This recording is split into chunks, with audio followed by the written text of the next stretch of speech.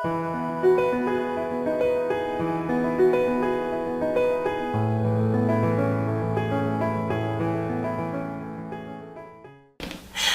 I'm Demi, founder and CEO of Year of the Book Press and editor-in-chief of Self Pub magazine. I'm here in the studio today with author B.K. Fowler.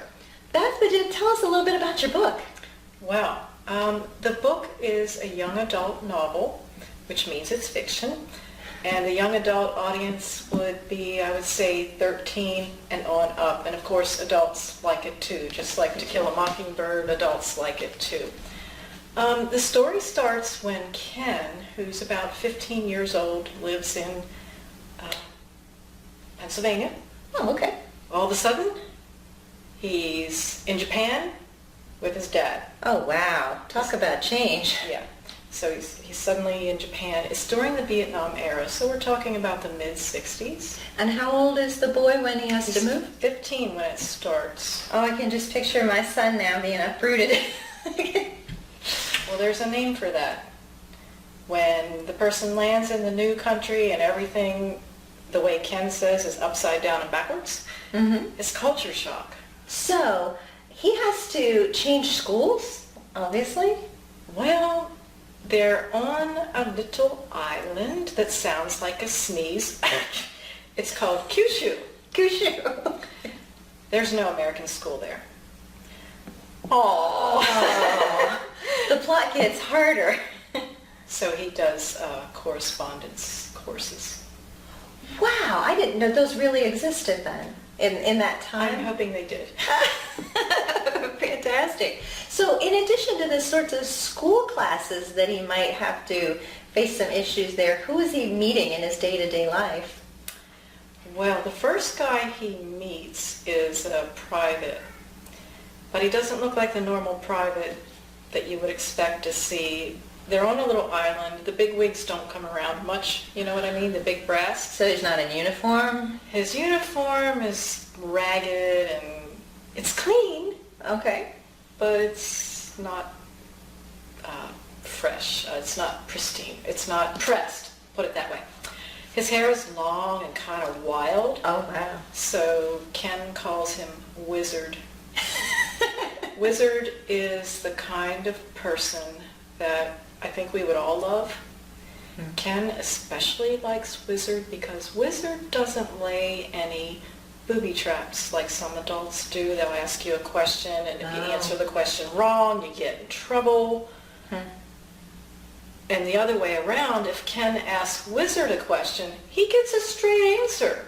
Well, that's kind of rare. I think I could use a wizard in my life. Yeah, you can trust him.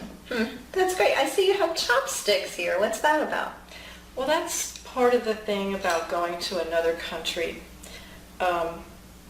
And when I'm talking about going to another country, sometimes the same things can happen when you just go to somebody else's house across the street. It smells different. They eat different foods. They're eating cereal for dinner and fish for breakfast. And to me, chopsticks are a good symbol of how everybody eats food, right? But we do it differently, and Ken had to adapt. He wanted to adapt. He wanted to figure out, well, how do the Japanese people do this? So pretty soon, he's getting very good at it. And he actually, at first, he doesn't care for the Japanese stuff, but he learns to love it. That didn't happen with me. The first time I ate at somebody else's house, it was split pea soup at my friend Amy Hamilton's house, and I just never, ever, ever have been able to face split pea soup since then. And Amy, if you're listening, no, I still love you, but... But you tried it. But I tried it, and Ken tried it. And that's the important thing. You tried it. I tried. Now you know. So is there anything there on that island that gives him hope? Oh, yes. Oh, yes.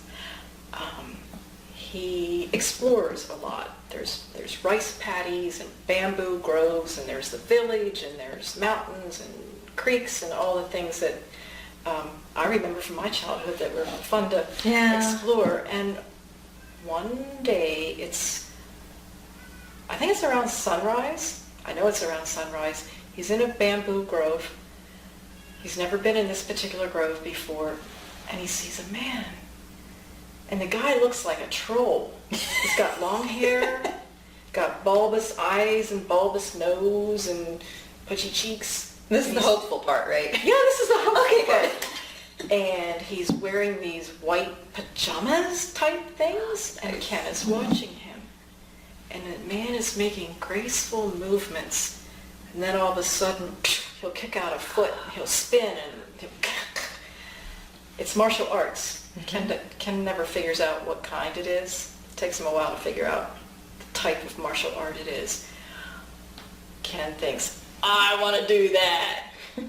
I want to kick somebody. That's the way he's thinking. Okay. He's 15. Wow. Well, I can't blame him, you know. You've been uprooted, essentially. Everything had to change there. So he's out in nature. Is there any particular scene that really pulls him? Yes. The housekeeper that his dad hired takes Ken to a festival that's in another city. It's called the Oban Festival. All kinds of things. There's fires, there's bullock carts, there's food, there's people. He's so crushed in with people, and they're singing, and he doesn't know what they're singing.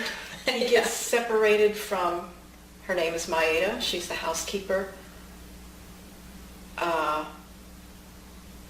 On the way home, he sees Mount Fuji. Oh, what a powerful image. Mount Fuji is huge. Everybody recognizes it. It's an image that's in all of our minds. When he sees Mount Fuji for real, and just how huge it is, and the cranes floating on the thermals around it, and the clouds getting hooked on the top of the old volcano. Snow right on the top. And there's snow up there, and here it's warm down here. How's that happen? It gave him some kind of perspective and hope. Like, things are solid, things are good, I'm all right. What a beautiful image. Where can our readers find your books?